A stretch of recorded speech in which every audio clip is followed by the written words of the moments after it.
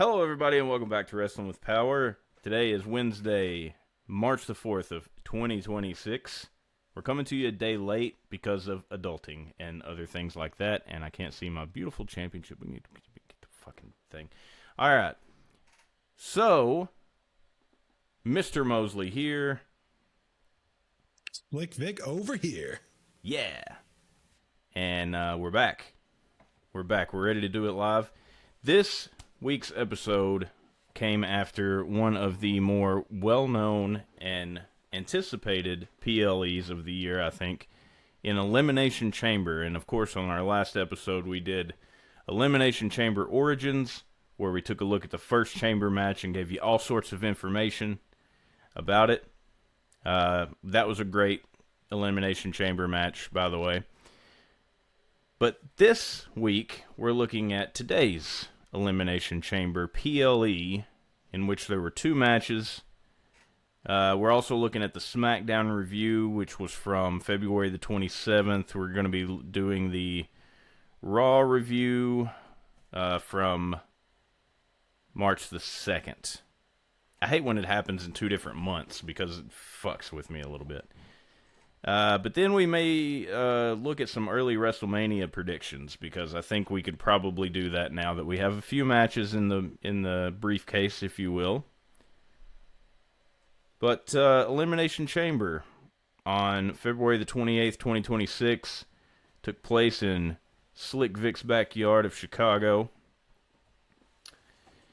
And now it's in the past, and we're officially on the road to WrestleMania. Slick Vic, how are you doing today, sir? Oh, swell, Peachy? Yeah, well, a little bit peachy, maybe not so much, because, we're going to go through my picks later in the day, and it's going to break my heart. Well, don't spoil it for everybody. More like sour grapes rather than peaches, I guess, right? The grapes of wrath. The grapes of wrath. Well, I'll tell you, I've been playing a lot of Resident Evil, Slick Vic. We talked about Resident Evil on our last show. We had a pretty good segment about it to start out. This was in anticipation for Resident Evil 9, Resident Evil Requiem coming out. It's out now. I've spent a lot of money because I bought the deluxe edition on the PS5, and then I bought the triple pack on the Switch 2, which included 9 and 7 and 8. And also in between all that, they felt like it was necessary to throw Pokemon Fire Red and Leaf Green on the Switch, so I had to buy both of those as well. I got birthdays coming up. Man, I've been throwing money like it's a strip club, Slick Vic. You got a lot of responsibles, man. A lot of adulting. I got a lot of responsibles. That doesn't mean you can't get drunk and high. You just got responsibles now. Just got to wake up early, and still got to wake up early. Yeah. Let me ask you something about Resident Evil Requiem. Are you playing in first person or third person mode? Well, that's a good question. And the game by default puts Grace's parts in first person and Leon's parts in third person. So that's how I was playing it until I reached the garage. And when I reached the garage part, I'm like, you know what? I'm going to try out third person with Grace. And once I switched it to third person with Grace, I stuck with third person the rest of the game for both the characters. I was also playing first person with Grace and third person with Leon. And I'm going to stick with it that way. I'm definitely going to swap them around on second playthroughs and third playthroughs. But yeah, those parts with Grace in first person are freaking terrifying. It's made that way for a very good reason. Having, Grace's parts feel more like RE7, and then Leon's parts feel more like 4 Remake or something. So it makes sense why they did it that way, and I'm glad they give you the option to switch. Yes. But with the third-person view, you can kind of see more of what's to your sides. Like, the field of view is bigger. And I like that because I don't like shit sneaking up on me and I got something munching on my shoulder and you know what I'm saying? I don't like that. It freaks me out a little bit. But yeah, that's what I went with. And Great game. Great game. I completed it last night, streamed it on my channel on Twitch. The entire playthrough. I streamed the entire playthrough. There's like 5 parts. Well, there's 5 parts and then the end because I switched from being on here to just playing straight from my PS5 for that last little part because it was getting late. But Slick Vic hasn't completed the game yet, so no spoilers today. We'll get around to the spoilers and the RE9 talk at a later time. Right now, I'm just gonna say, great game, and I'm glad that I'm glad I double dipped. Which tell them I got. What? Tell the people how they can watch you play. Where do they got to go? Twitch.com/MosleyPHG. That's where That's where I've always streamed from. I know that I've streamed games from this channel before because we have Twitch.com/WrestlingWithPower. You know, we were doing our live on that for a while, and we streamed a little Mortal Kombat on that and stuff. But yeah, trying to keep the worlds just a little bit separate there and what people can expect. I don't want somebody wandering onto the Wrestling with Power show and being like, hey, they play video games all the time. No, we don't. But yeah, twitch.com/MosleyPHG. I'll be playing a lot more Resident Evil 9 in the following days and weeks and probably months because I'm going to be playing this game a lot. It's really good. Go out and buy it. Go out and buy it for every system you have. But check this out, Slick Vic. So I double dipped, right? Some people may think that's crazy. I bought the game twice. So I bought the deluxe edition on PS5, which I think was $80 maybe. I think the base game's $70. So on the Switch 2, they released RE7 and 8 Gold Edition for both. So you get all the DLC and all the cool stuff that comes with it. And plus, it is actually, rather impressively, the PS5 version of the game played on Switch 2. I mean, it runs just as good and everything as the PS5. Requiem, not so much. You can tell that Requiem, in certain little parts, and maybe the frame rate and stuff isn't performing as well as the PS5. Still great, still very impressive for a handheld fucking console. But 7 and 8 each are $50 a pop. So if you wanted to just go on there and buy 7, you're out $50.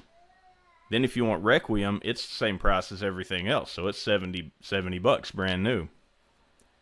So 70 and then 50 for 7 and 50 for 8. You're out $170. The triple pack, if you buy all 3 together, is, what was it? It came out to be like $90. That's a hell of a discount, Slick Vic. $90. So you're paying the price for a brand new game, and then basically $10 for the other 2 each. So I couldn't pass it up, you know. And I wanted to have all the Resident Evils wherever I go in my back pocket, if you will. Although there's no pocket that a Switch 2 will fit in. The thing's fucking pretty big. Got it right here, actually.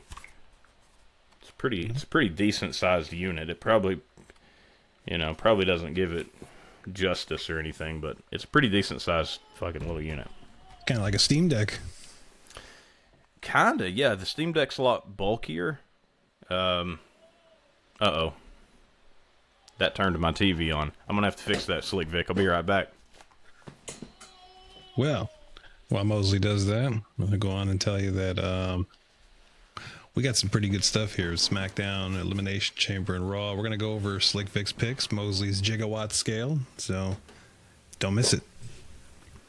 Yeah, and speaking of the gigawatt scale, I think I forgot to actually note my gigawatt scale. Oh, we got to go back in time. I don't think we're going to have to go back in time. I pretty much know what I was going to rate these. But I'll top it down while you're doing your thing. But speaking of that, yes, wrestling, by the way, with Power. Why don't we go ahead and jump into the SmackDown review, Slick Vic? All right. SmackDown coming at you on February 27th from Louisville, Kentucky. All right, so I got some beefy notes for this opening segment because I thought it was pretty damn good. The show starts with a bunch of wrestlers and personnel in the back as Jey Uso is being loaded into an ambulance. Jacob Fatu rides in the ambulance with him, and Cody Rhodes and Nick Aldis talk, but you can't make much of what they're saying. Trick Williams comes in and says, "Better him than me." Javon Evans shows up and admonishes Trick for mocking Jey. Drew McIntyre makes his way to the ring through the crowd while mocking the whole situation. The screen goes black for about 10 seconds. I don't know what the hell happened there. Did Drew McIntyre have a wardrobe malfunction? Anyways, Nick Aldis comes out and orders Drew to come to his office. Drew says there are 5 men gunning for his title. Cody comes out and he's yelling, "Enough!" which I'm pretty sure he's been doing every single week. And Drew backs off into the crowd and says he's leaving. Cody calls him a very lengthy insult, including using the word Scottish oaf. And then Randy Orton comes out next and says he only cares about winning the Elimination Chamber. And him and Cody look like they're going to have a serious conversation, but then they get interrupted by whoop that Trick. And Trick says since they're in the KFC Yum Center, he wants to add something to the menu. And Javon Evans comes out and says he wants to win the chamber and beat Orton's record of being the youngest world champion. And LA Knight comes out and says he hears a lot of talk. He points to everyone and respectively and says, I hear nightmare this, bouncy that, viper this, lemon pepper moron idiot that. That was a good one I got. He calls Drew a mush mouth moron, with everybody saying, whoop that Trick, which the crowd actually chants, but LA Knight ain't happy about that one bit, and he decks Trick, and Javon eats an RKO. As I mentioned, I thought this opening was a lot of fun. I had a great time with this one. Everyone got some mic time and sounded good. Drew is still a great troll. Trick is getting more and more entertaining. He's going to be a babyface soon. And the moments between Cody and Randy have me curious as to what's going to happen.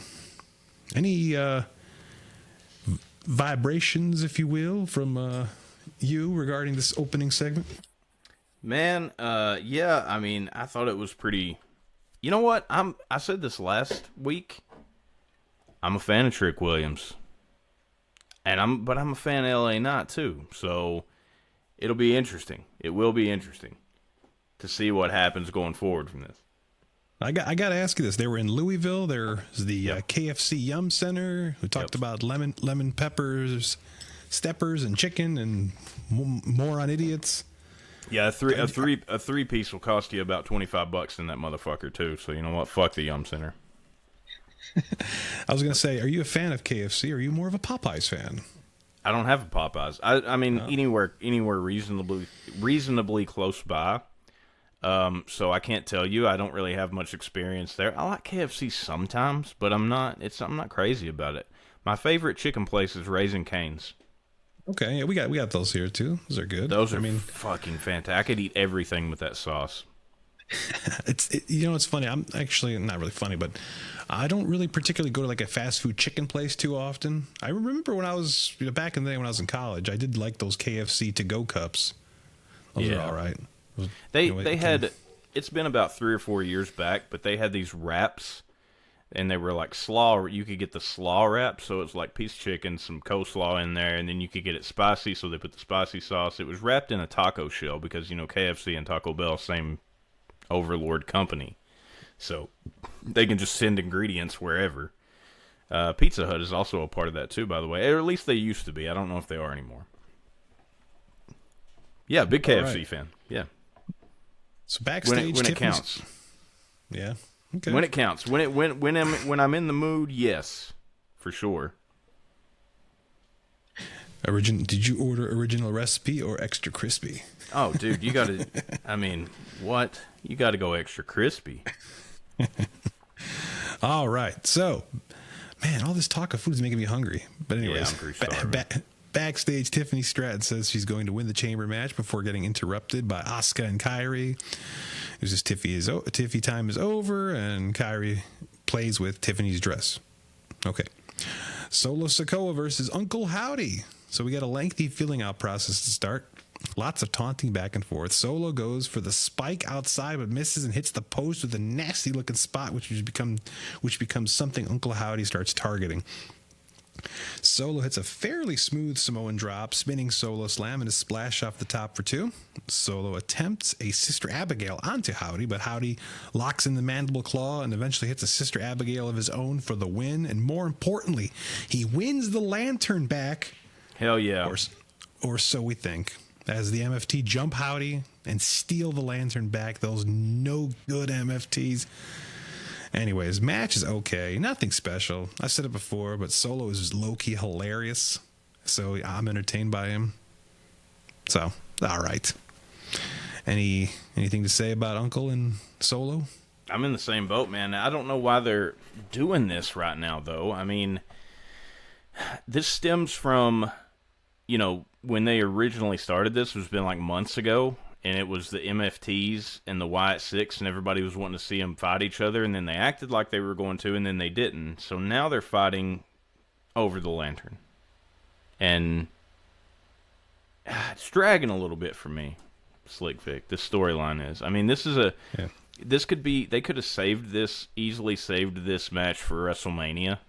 Would have been fine. They'll probably run it back at WrestleMania, but,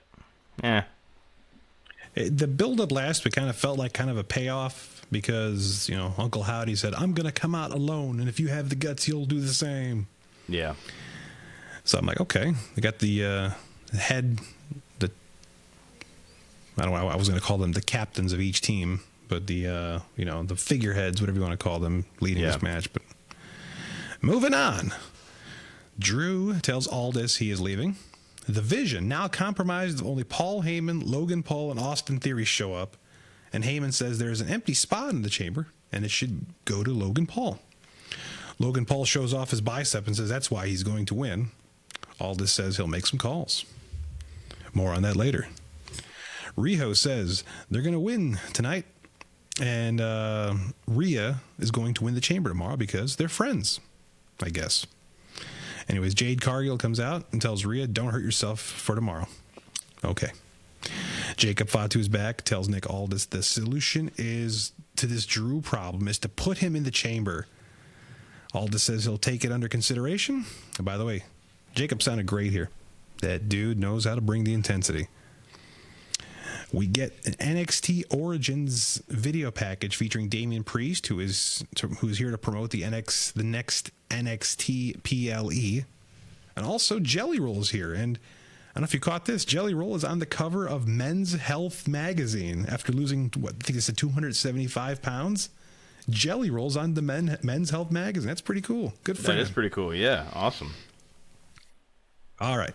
What was supposed to be Tiffany Stratton versus Asuka is now Tiffany Stratton versus Kairi Sane because Asuka says she's smart. Also, Chelsea Green and Alba Fire here. Chelsea's on commentary. So, Tiffany gets to show off a lot of agility and personality in this match. Lots of cartwheels and flips. Tiffany goes for the prettiest moonsault ever, but had to pretty much just crotch herself because Kairi was late on the counter. And Wade said she wobbled on the top rope. They fight in the corner, and Kairi hits that stupid double stomp.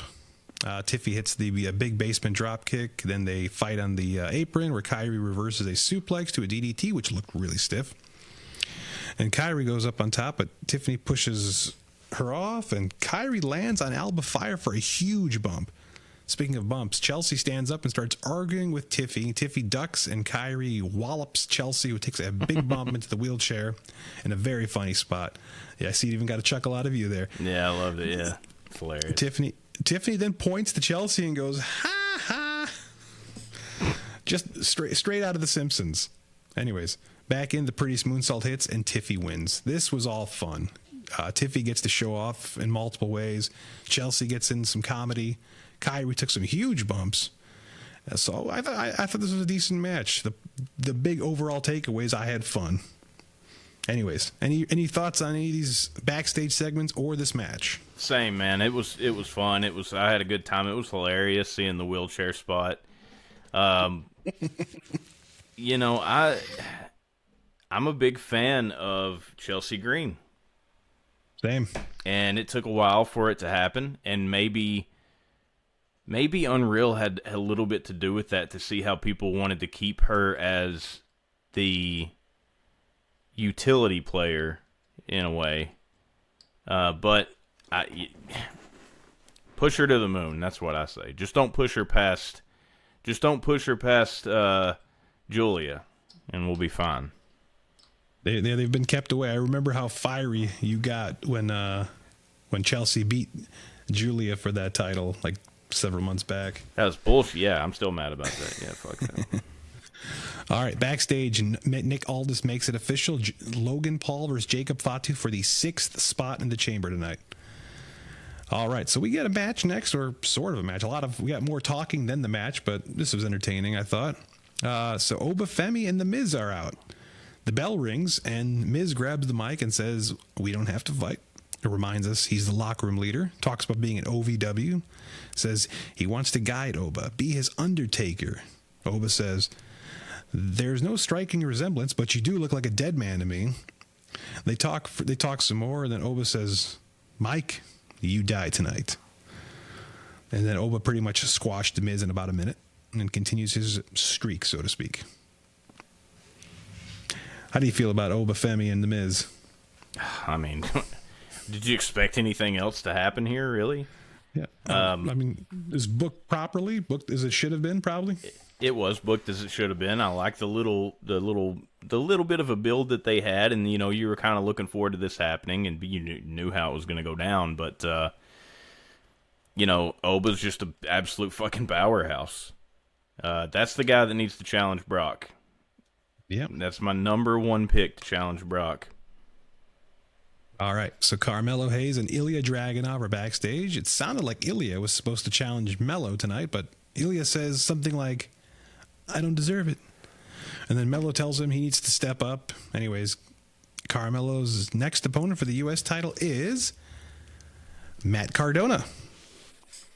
So they show some respect at the start with a hand slap. I mean, looked like they were gonna. What do you call this? They're gonna shake hands now. Instead, he extends his arm and then the other guy just like slaps it.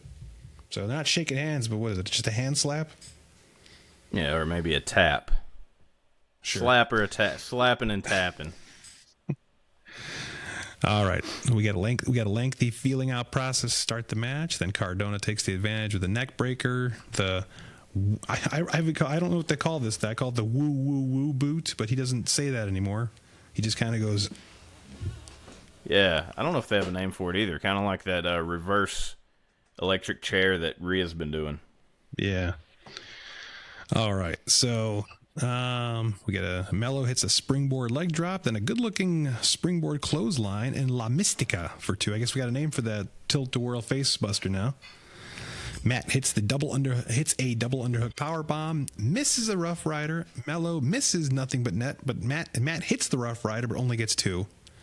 Melo hits the first 48 for the win. Respect is shown post-match. Match's okay. It's not terrible, but it's not great. Totally skippable. As we've been saying, we've been talking about this forever. I think it's like the U.S. Open title challenge is getting rather stale, and Matt really, really needs a win, man. Yeah. People need to stop kicking out of the Rough Rider. And I felt like this did not elevate either wrestler, and Matt is just back and lost in the shuffle, similar to Rusev and to a lesser extent, Aleister Black. It's like, didn't they leave for this very reason? And they're kind of back in the same spot they were before they left.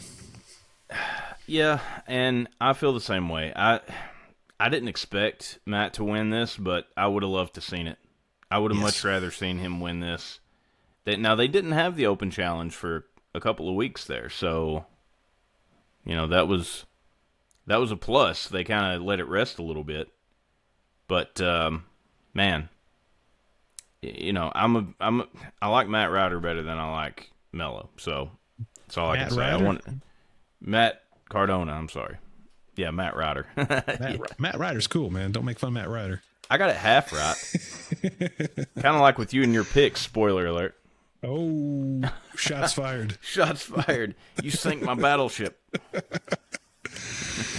Okay, a bunch of wrestlers are backstage with the crate, and they shill the hell out of the ESPN app. I don't think this is on the replays or not, but Gargano gets wheeled through by Candice LeRae, and Kit Wilson shows up and calls everyone toxic.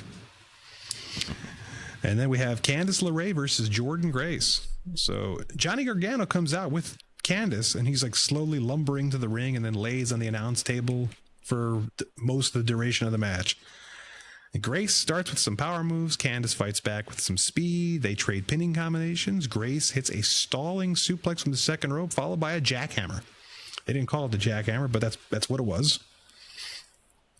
Gargano now sits up and walks away, which distracts LeRae long enough to allow Grace to hit the pump handle German suplex for the win, which I thought she had a different finisher, but that looked weak as hell. Anyways, the match was short, and but the much bigger, I should say, the match was not all that great. Sort of like a nothing burger, so to speak, other than the weirdness that is Johnny Gargano's sad panda act. Yeah. I mean, you're right. You're right about the finisher. Maybe the jackhammer needs to be her finisher. That would be cool, watching her pull that off. But yeah, I don't think that there needed to be a distraction for Jordynne Grace to win this one. She should have just won. And then maybe he could have got up and left. He didn't need to cause a distraction. Backing up a little bit with the segment that was before this, the ESPN app, I hate it now. I hate it. What I do is I go to Disney, and I'll watch my PLE on Disney because I have the ESPN app. I have the whole bundle. But for some reason, the ESPN app just starts shitting on itself after a while for me. I don't know what it is. Yeah, fuck that thing. Worst decision ever. Yeah, I know. Okay. So, Raquel Rodriguez is backstage and says her and Liv Morgan can both walk out of WrestleMania as champions if she wins the Chamber tomorrow. Jade Cargill interrupts and taunts Raquel, then B-Fab and Michin come in to taunt Jade. Whole lot of taunting. Anyways, also Cody tells Jacob he hopes he wins tonight. Sammy shows up and they shake hands. Sammy accuses Jacob of attacking Jay, and they have an intense argument. I think the Sammy heel turn is coming. Oh, yeah. The Irresistible Forces versus Rio. I can already see you rolling your eyes. You don't know that the Irresistible Force is Gorilla Monsoon here. Nice. You know what I'm saying? When did you get that? Did you always have that? This was a Christmas present. That's from cool. Deborah. Yeah. I haven't read it yet, but you're really cool. There's pictures. Nice. There is this AI Gorilla Monsoon podcast on YouTube, which I freaking love. I think you told me about that, yeah. Yeah. Will you stop? Anyway. All right, so Rhea and Io start off strong, using some tandem tag team offense until they get caught by the heels and get swung onto the barricades. And then we go to break, and we come back, and Io and Lash are going at it. Lash hits a pump kick. Io gets the hot tag to Rhea. And Rhea is a house of fire, taking it to both heels, and hits a Hurricane Rana, which looked pretty good. Counters an Annihilator to a powerbomb for 2. Cannonballs onto Nia as we go to break. We come back, and the heels have taken control in Rhea. Nia hits a Samoan drop on the announce table. Lash hits a big choke slam onto Rhea, followed by a leg drop by Nia for 2. Io gets tagged in and hits a missile drop kick, a dive onto Nia, but a bullet train knees over the moonsault, onto Lash, but Nia breaks it up. Rhea hits the Riptide on Nia, but Lash hits the Lash extension for the win and the tag titles. We have new women's tag team champions. Believe it or not, I thought the match was pretty good. Rhea and Io really brought their A game and delivered a lot of action. Lash's efforts were good. I'm glad she got the winning pin. I was surprised it was over Rhea Ripley, but nonetheless, I like that they kept Nia's involvement to a minimum, not break up the pacing, because I thought this was a rather fast-paced and fun match. I enjoyed it. Plus, I want to point out, this match happened after I picked my picks for the Chamber, because going into it, Rhea Ripley was still one half of the tag team champions, which, clouded the judgment of the crystal ball there, man. You got to take that into consideration. I do take that into consideration, definitely. Yeah, absolutely. And I'm with you on the match. I thought it was surprisingly decent because Nia was involved, so I was expecting there to be a lot of slugginess going on, if that's a word. But yeah, I thought it was pretty decent. It's pretty good. Like you said, new women's tag team champions. Would that have altered your pick, though, Slick Vic? Do you think you would have changed your pick? I wouldn't have. Okay. I just wanted an out. I just wanted to feel like I. I mean, that was a big part of your prediction, though. You said, they're the tag team champions. They should stay tag team champions on through WrestleMania. So, yeah, this may have changed things if we had known a little bit sooner. All right, backstage, Charlotte is stuffing her face with ice cream and says everything is fine as Alexa tries to cheer her up. In walks Kiana James and Julia. They start arguing. Jade Cargill walks in and says good luck. I'm not sure who she's saying that to, but okay. As Solo and the MFT confront Nick Aldis about what happened earlier with the Wyatt Six, Aldis makes a match next week to determine who is the number one contender for the WWE tag titles. I've said it before, Solo's low-key entertaining, and I hope it's the Motor City Machine Guns. Yes. The Irresistible Forces are backstage happy with their title win and say next week they're going to celebrate. Somebody, of course, will crash that celebration. Anyways, we get it. We get a very Chicago-themed video package featuring CM Punk. Is there anyone else that gets this kind of attention when it comes to them and their hometown? There's a handful of Irish wrestlers. Do they do that for them? There's a video package for Drew whenever they're in the UK, specifically Scotland, but they don't do that for some of the other. There's a couple other Scottish wrestlers in there, if I'm not mistaken. I know Nikki Cross is one of them, and Joe Hendry. Oh yeah. Anyway, Randy Orton gets confronted by Aleister Black and Zelina. Again, they continue to taunt Randy. Aleister says he hopes the black mass he hit Orton last week woke something up in him. That's a terrible impression of Aleister Black. I'm just trying to sound dramatic. Randy says he doesn't know what the voices in his head are saying, but they're talking more and more, so be careful what you wish for, which makes Aleister happy. This was good stuff from Randy here. Actually, some pretty damn good energy. So, I was entertained. So, MFT versus Motor City, or I should say number one contender. Motor City Machine Guns against whomever, but going over? Yeah, absolutely. I'm all in on that. Yeah. How do you feel about what's it called? Well, we'll get to the Chicago stuff later. We're going to talk a lot about Chicago when it comes to Elimination Chamber. Well, I will say that I think you're right. I don't think anybody else gets that kind of treatment, but Punk is very outspoken about being from Chicago, and he wears it on his sleeve. And he wears it on his tights too. Yeah.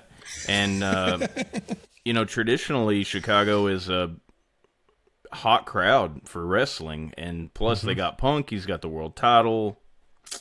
So, yeah, I think Chicago and Philly are like the two big ones. Like Philly because of the whole ECW thing, not just the ECW thing, that fan base itself.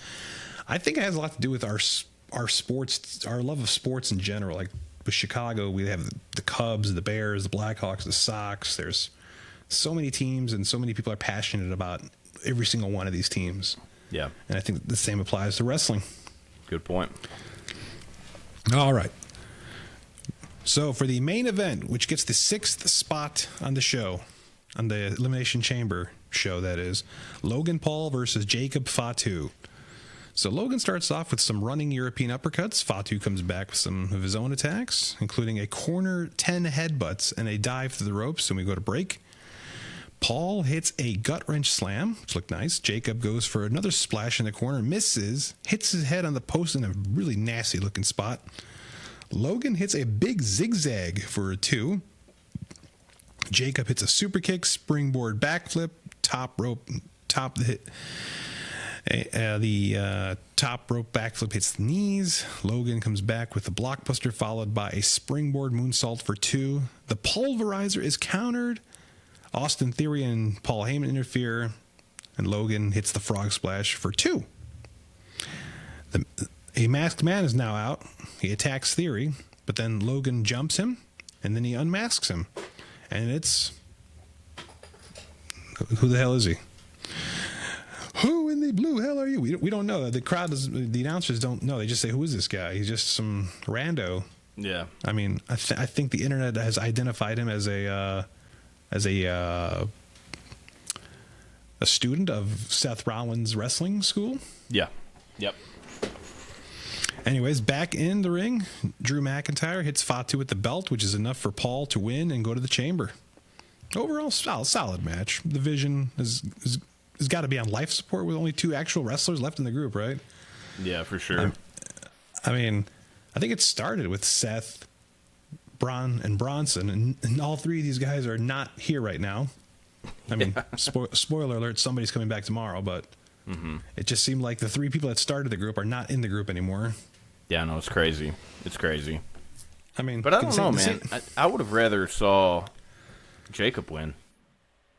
I actually thought he was going to win too. Yeah. I mean, still, I thought it was a solid match, but I was surprised because I'm pretty sure I've been saying this on the show where I think they were heading towards a 3-way at WrestleMania with Drew, Cody, and Jacob. So I thought Jacob goes in it, Drew's going to interfere, all sorts of shenanigans. We got a WrestleMania main event. That did not happen. No, not quite. That was SmackDown from Louisville. Let's go get some KFC and then come back for the Elimination Chamber. For sure. Would you like to begin the Elimination Chamber review, or shall we pause? Let's do it. Well, I'm in for it. Let's see. I'm in. Elimination Chamber obviously took place this past Saturday at the Allstate Arena in Chicago, Illinois. And am I right about that? The Allstate Arena? United Center. United Center. Why do I say Allstate Arena? Because everything goes to the Allstate Arena. This is the first PLE in 32 years. In 32 years. See? Yeah. I'm 37, so for the past 32 years, I've been on here calling it the Allstate Arena. So, yeah. But yeah, the United Center. Okay, gotcha. Sorry, I butchered that, Slick Vic. All is forgiven. But Elimination Chamber. So this, like I said earlier, man, this is one of the most anticipated PLEs because it's the last PLE before WrestleMania. You know, coming forward after the Rumble, you've got 2 of your world title matches set. You want to find out what those other 2 are going to be, and this is how you find it out. So, the first match is the Women's Elimination Chamber match. And you have Kiana James, Tiffany Stratton, Asuka, Raquel Rodriguez, and Rhea Ripley, and Alexa Bliss. So, we'll get to the picks and all that good stuff here in a few moments. Want to talk about the match a little bit. Kiana James and Tiffany Stratton started out.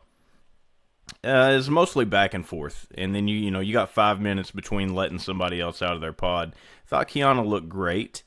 And, even though it was back and forth, she came out the overall aggressor, I feel like.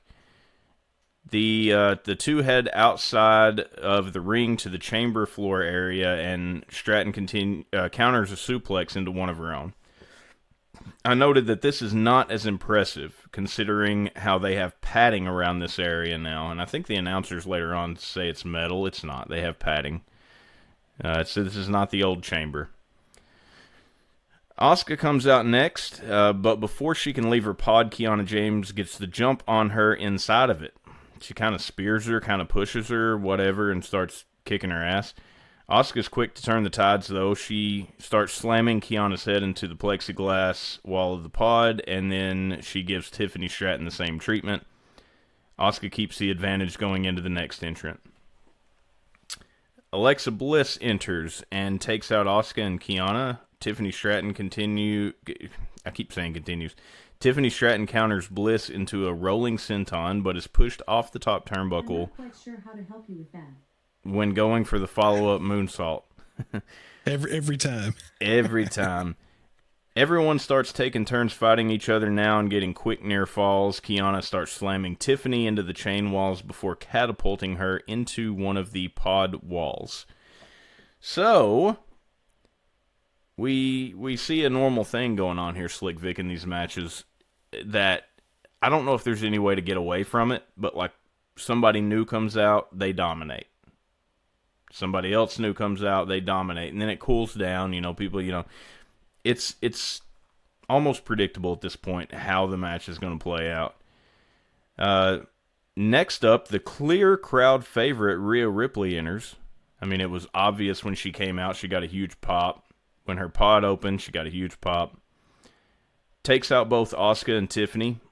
Rhea and Bliss start wrestling and countering several of each other's moves. Rhea goes for a riptide outside the ring, but Bliss climbs the chamber away from her.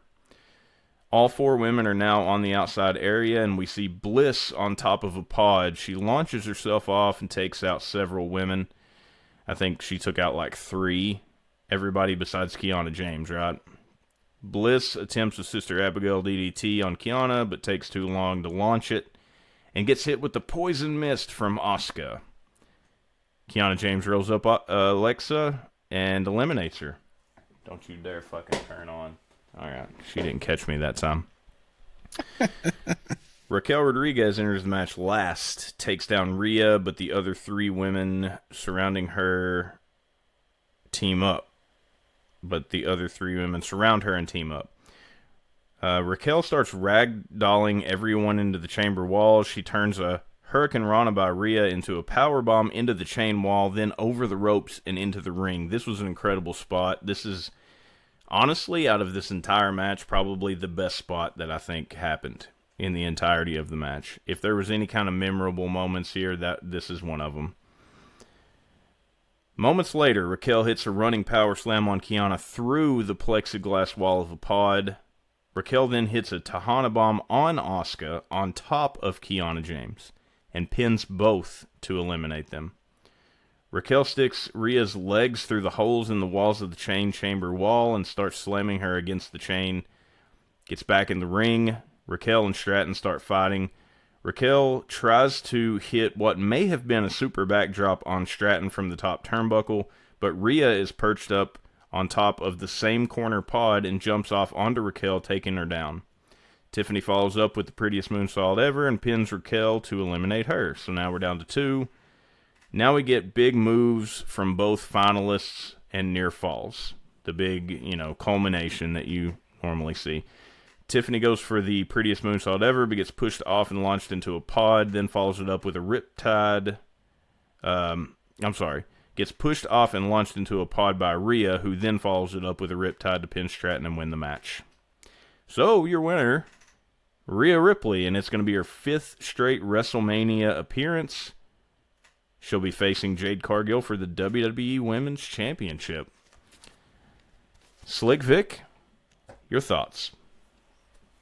Well, I liked all the gaga that comes with the women making their entrances and they taunting the other women that are in the pods. Fun stuff.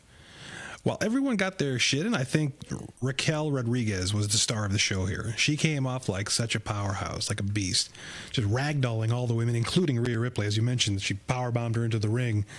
I loved when she power slammed Kiana through the pod because Cole said it best: Bulldog would be proud. Yeah. Also, I don't know if it's ever been done before, but the whole double pin elimination in the chamber match, I don't know if that's been done before. That was cool. Yeah. The most over woman in the match won, and fans of Wrestling with Power know that I am a big fan of Mommy. But I was rooting for Raquel here. I actually was.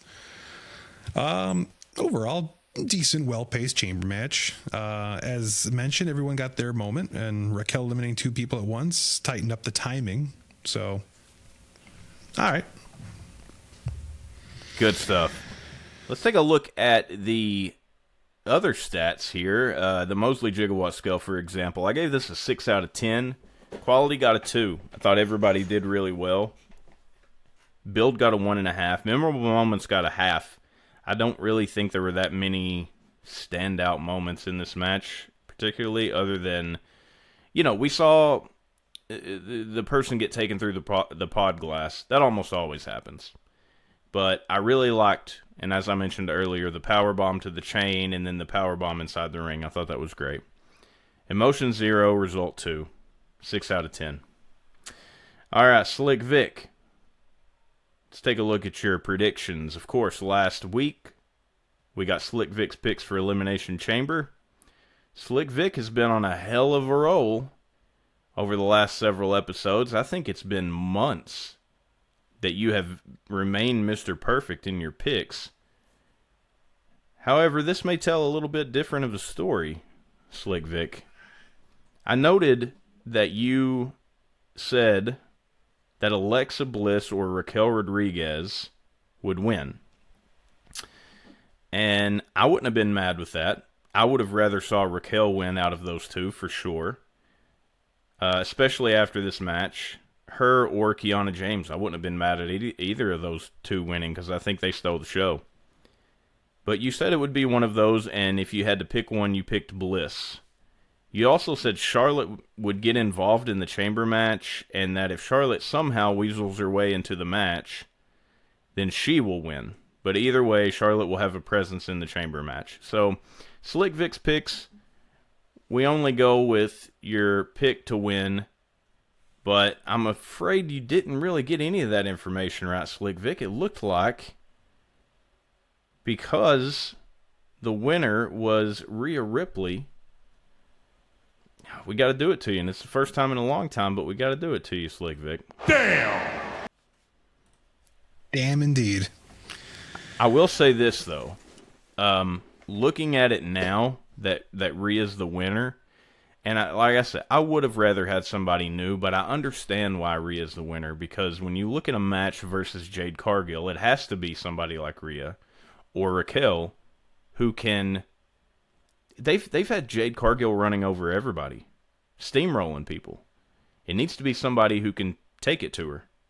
And out of all the gals in this match, Rhea Ripley's probably the best pick to make a realistic fight and somebody who can beat Jade Cargill. So, well, I'm going to have to challenge that ruling there, man, because Jade Cargill has had how many title defenses?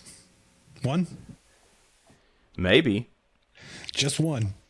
And then if she steamrolled Alba Fire and Chelsea Green, it's not much to boast about, but That's true. It may not be much to boast about, but she still steamrolled them. fine.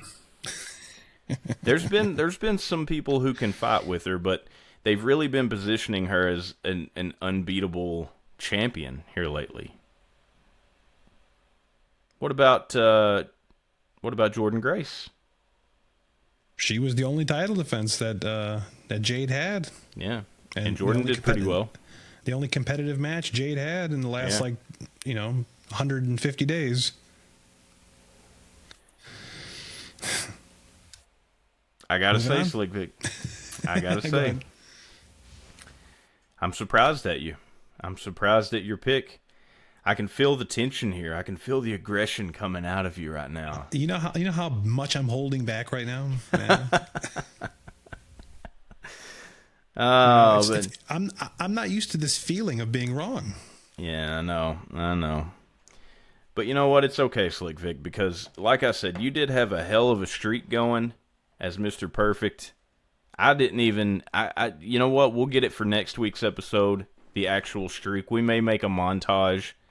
We'll just make a video collection of the entirety of the streak and throw it up there. But it looks like it was broken today. That streak is second only to The Undertaker's undefeated WrestleMania streak, I think.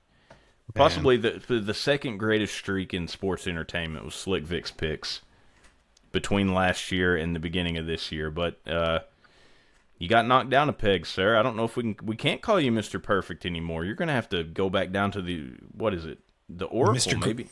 Mr. OK? Mr.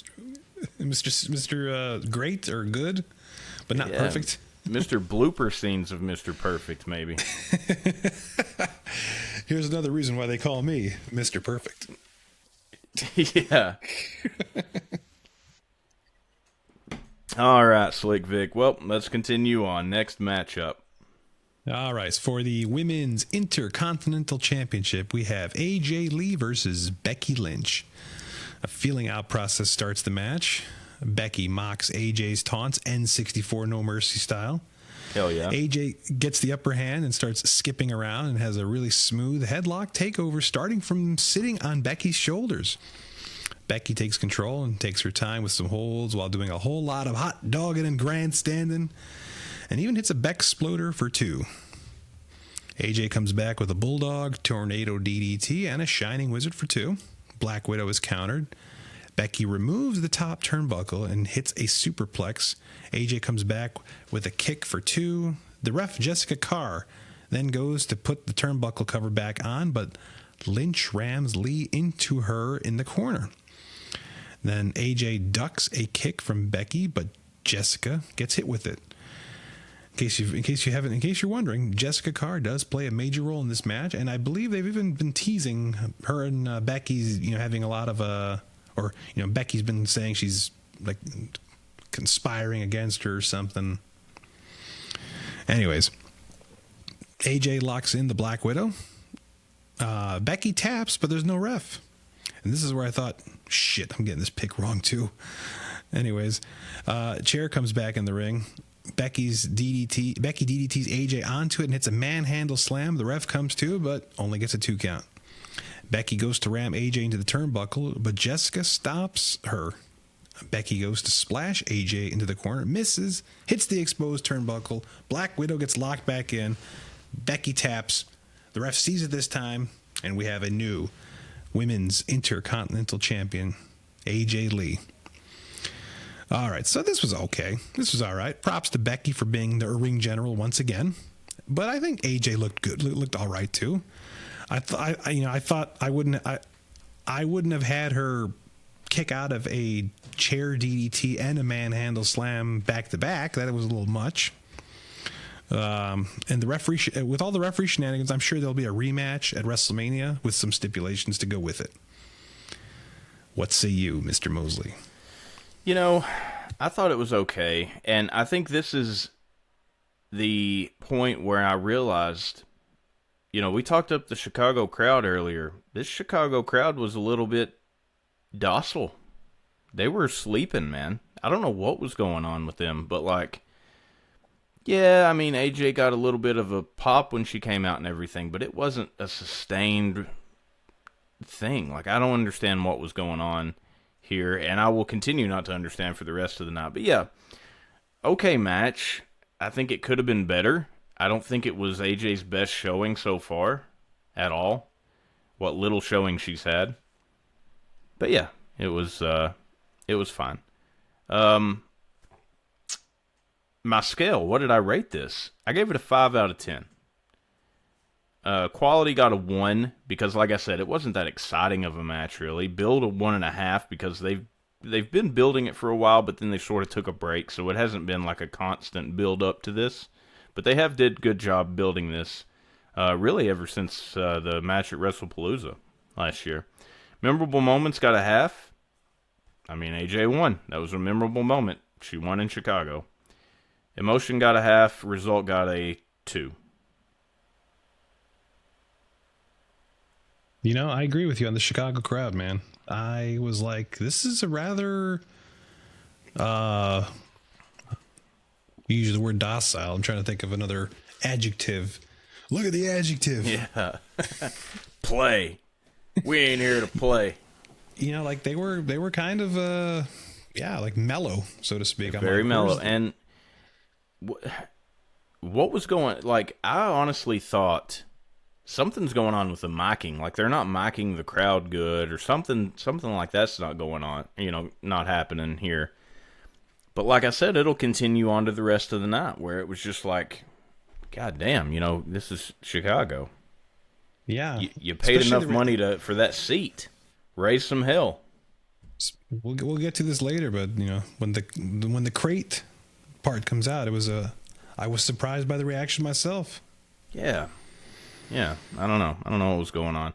The crate, I had a little bit different of an opinion on that. Specifically, I think that A, they were expecting something else, and B, there was probably a good contingency of that audience that just didn't know who that guy was. Probably didn't know who the fuck he was. But that's what it was. yeah. So anyway, that's my score, 5 out of 10. Slick Vic, your pick for this one? I had chosen AJ Lee to win the Women's Intercontinental Championship. Yeah. All right. So you're down one, but you're back up. Every time they knock me down, I get back up, says Slick Vic. I could do this all day. All right, so that's that. Now we're on to the next match, and of course, this is the World Heavyweight Championship match. I don't know. The PLE is Elimination Chamber, so yeah, sure, they should have ended with an Elimination Chamber match and open with it. I guess the order is right, but it still feels kind of weird when the world title is not going on the main event. Anyway, this is CM Punk versus Finn Balor. Now, Vic, I'd like your help a little bit in conveying to the audience how this match opened up with all of the pomp and circumstance. All right. Now, I was beginning to wonder, because I asked you this recently too, like right after the show, right after the Elimination Chamber event, like, did you get all of CM Punk's entrance? Because I felt like that was very, very Chicago, especially like very 90s Chicago. Like, does anybody outside of Chicago under the age of 30, would they have gotten any of this? I don't know. But I know that song, to me anyway, and you know, when I was growing up and even still, I don't really follow basketball, but like that song was so iconic in the 90s. It was just like Round Ball Rock. Just the NBA theme itself, Round Ball Rock, was iconic. That was right up there with it, man. Like, if you watch any of the NBA, or most of the NBA finals from the 90s, you heard that song all the time, because chances are, I mean, they won 6 championships in the 90s. So they ruled the 90s. That was the... I mean, I think the Bulls still use it now, but that was the theme song to the Chicago Bulls whenever they announced their starting lineup. Yep. I believe it's an Alan Parsons Project song. I don't know if I said the name of the band right. Anyways, and they even got the announcer from the 90s who would introduce the starting 5. I believe his name was like Ray something. God, I can't remember his name.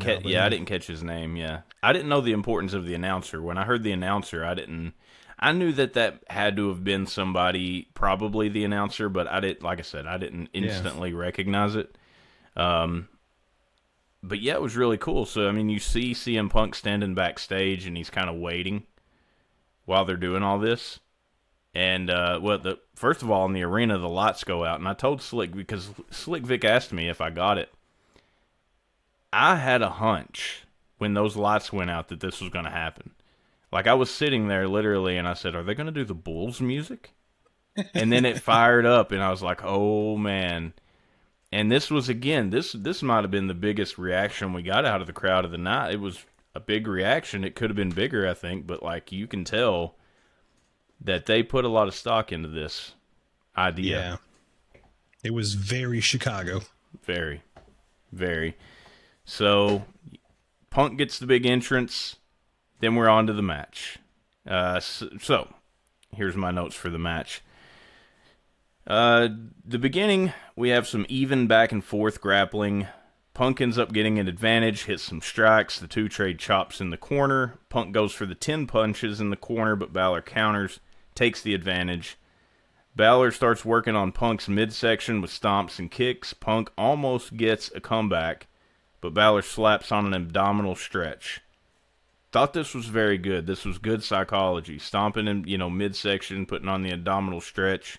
The announcers even mentioned working him up for the coup de grace later. So he's working on the area that he thinks is going to give him this win.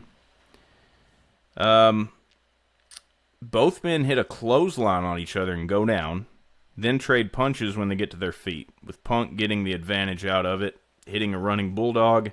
but can't hit the follow-up GTS. Punk hits a flying clothesline from the top rope and gets a 2 count. A little bit later, Balor hits a reverse DDT followed by a coup de grace, but Punk kicks out at 2. Balor goes for another reverse DDT. Punk turns it into a GTS, but Balor rolls out of the ring, avoiding the pin. Balor hits a sling blade on the outside, another in the ring, then goes for another coup de grace, but Punk gets the leg up and puts Balor in a sharpshooter. Balor gets to the rope to break the hold. Punk stomps Balor over and over before hitting another GTS and picking up the win. Post-match, Balor shakes Punk's hand in a show of respect. Then AJ Lee runs down to the ring to celebrate with her husband. So, Slick Vic, I'd like to get your thoughts on this match, and then I'll give you mine and my scores and all that good stuff. I thought the match was good. The match they had on Raw and Belfast was more exciting because we all knew Punk was going to win here. I'm torn between whether I like that one more or I like this one more. I think I'm leaning a little bit more towards the Belfast match. But these two put on a good, competitive, story-driven wrestling match. I was surprised there wasn't any interference from the Judgment Day, which is good because I feel like the chamber matches should be the ones with all the chaos and craziness. And this came off like two veteran wrestlers just trying to win instead of trade big moves. And like you said, I don't remember the last time I saw somebody lock in an abdominal stretch in a WWE match, at least. Use a wrestling hold in a wrestling match. Yeah. I still think we're on the slow ascent to Finn's babyface turn. Actually, no, I think it's going to happen sooner rather than later. And the Judgment Day can use this loss to cause more friction. But yeah, I thought this was a good match. And once again, a very Chicago match. Because I don't know if you caught Punk's tights were Blackhawks themed. See, I didn't get that. I was like, why is he wearing these ugly ass tights? No offense, but like I was like, shouldn't he be wearing like the Chicago blue and red and black and all that stuff? Like, I didn't understand where his tights were coming from. I knew it must have been some kind of theme, but I didn't. Yeah. I thought they were kind of ugly myself.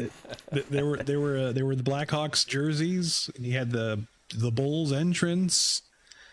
The only thing we're missing was deep dish pizza and some. I'm sure he went out and had some Giordano's afterward. Yeah, but yeah. So, what did you think? Mine is a little bit different than yours. Yeah, I know you compared this to the Belfast match. I thought the Belfast match was much better. Not just a little better, much better than this. They, like you said, we knew Punk was going to win. You had even said last week that you hoped that Balor wins and then they reverse it somehow, something happened. That would have been cool, maybe to get a bigger reaction out of the crowd. I think they could have did more with this, whereas it felt like they were just kind of phoning it in. But yeah, let's work up and make the people actually believe that Balor might win. I don't feel like that happened. No. So I was a little bit let down by this one, Slick Vic. I will say that I don't know what happened to my total here, but let's see, 1, 2, 3 and a half. 1, 2, 3, 4. I gave it a 4 out of 10. 1.5 for quality, 1 for build. Memorable moments got 0. I mean, I could have given this. You know what? I should probably give that. We'll give it a 4.5 out of 10 because memorable moments. That entrance was good enough to get a memorable moment for this one, even though it wasn't actually part of the official match. Emotion got a 1, and result got a 1.5. And the reason for that is, like I say, the right person won this one. The guy who should have won, but it went down in a very bland way. They just did not cook it up enough for me. Yeah, I'm with you, actually. Now that I think about it, the Belfast match was definitely better. I got caught up probably on all the pomp and circumstance of the Chicago stuff that I was, That was a big thing. that was a big part of it. I'm kind of looking at the actual, bell to bell type thing here though, and I don't know. And the crowd was killing me, man. Come on, Sugar. You need to go out. You need to go walking up and down your neighborhood and just slapping people and saying, "What are you doing? What were you doing?" Ask them. You know what it was? Did you buy a ticket to Elimination Chamber? You suck, pal. That's what you need to do. You know what it was? They were in the United Center. That's what it was. Instead of the Allstate, or the Rosemont Horizon, the Allstate Arena, where they usually are in. Well, what would that? I mean, I understand that, but would that have seriously though? Would that have an effect on not necessarily the attendance or whatever, but like the acoustics of the arena? Is Allstate smaller than the United Center? Yes, it is. That might have had something to do with it then. Yeah, the United Center can hold a lot more people for sure. There's like 3 levels there, whereas the Allstate is only 2. Okay, yeah, that might have definitely had something to do with it. It might have had something to do with it. Maybe they were a little rowdy, and it was just we couldn't tell. But then again, why didn't they mic that better? I don't know. Slick Vic, let's review your pick for this match, if you will. Let me go back over here. I don't know if you had too many specific notes for this one. No, you had your pick, and you said the Judgment Day were likely to get involved, which they didn't, which I'm glad they didn't. Who'd you pick to win this one, Slick Vic? It was Chicago-made CM Punk. Yeah! Also, the Judgment, if you notice, there was a brief moment where Finn looked like he was signaling for the Judgment Day to come out, or, did you catch that? I didn't catch that. I didn't catch it, no. Yeah, there was like this brief moment where like Finn was at least looking towards the aisleway and like gesturing. Huh. So, but then nothing happened of it. Yeah. Okay. Well, Slick Vic, at least you're on the upswing here so far with your picks. You've gotten 1 wrong, but you've gotten 2 right. So it's okay to have a little hiccup every now and again. We still got 1 match to go. We should just stop right here because, Meatloaf once said 2 out of 3 ain't bad. That's right. Yeah, well, I wish we could, but, we got 1 more match to go, and that would be the men's Elimination Chamber match. I do want to ask you, though, before we move on from this, because, like I said, the first thing that I thought when that music hit and the entrance and everything was like, man, this is so cool. I hope this crowd just, burns the place down with this happening. Yeah. And then I thought, oh man, I bet Slick Vic is sitting there full of libations going crazy right now. I was 100% exactly how you described it. Yeah, I was, Did you come up out of your seat, Slick Vic? I did. I was on my feet. I was, like throwing my chair in excitement. Yeah, just sitting in a metal folding chair. You just folded over and hit the misses in the back, just getting all crazy. Oh, we were popping so hard. It was great. Yeah, we were like so proud to be Chicago natives. Yeah. During that moment, you should have took a big swig of Malort right then. You know what I'm saying? I hate Malort, but yes. Yeah, I do too. It is awful. Yeah. Oh man. Before we go into the main event, there is something we have to talk about. The opening of the crate. Yes. You should have. You know what? We should have did a Slick Vic's pick on what's in the crate. God, what's in the box? What's in the box? We should have did the. Yeah, fuck. We fucked up there. But anyway, would you like to go ahead and go ahead and tell us about that crate? So Adam Pearce and Nick Aldis are both there to pry it open, and inside is a coffin. The coffin opens up. We hear some cackling from the PA, and "You are cursed." Mm-hmm. And out comes, I think, six girls dressed like Dan, or having Danhausen's face paint on, dancing like go-go dancers.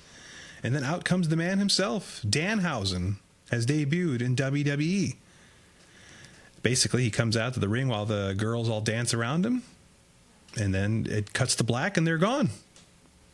And a puff of smoke. He makes a puff of smoke appear. Yeah. Now, I have read tons of hate for this online. And like they were calling this gobbledygooker bad. Oh. And I strongly disagree. I really like this. I had a lot of fun with. I'm a big fan of Danhausen. I've been following his YouTube stuff, his some of his indie work. I think he's entertaining as all hell. So I popped really hard for this.